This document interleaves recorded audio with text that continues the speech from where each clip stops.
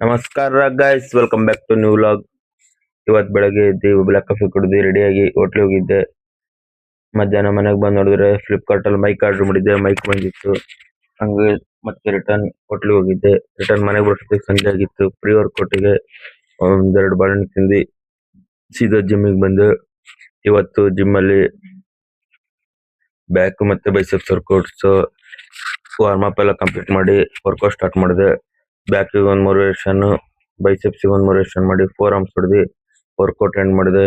ಹಂಗೆ trip ಹೋಗಿದ್ನಲ್ಲ, diet ಏನು ಇರಲಿಲ್ಲ.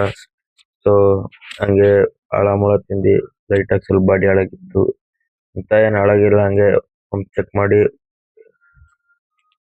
ಬಾಡಿ ಕಂಡೀಷನ್ ಚೆಕ್ ಮಾಡ್ತಿದ್ದೆ. ಹಂಗೆ ಚೆನ್ನಾಗೇ ಇದೆ.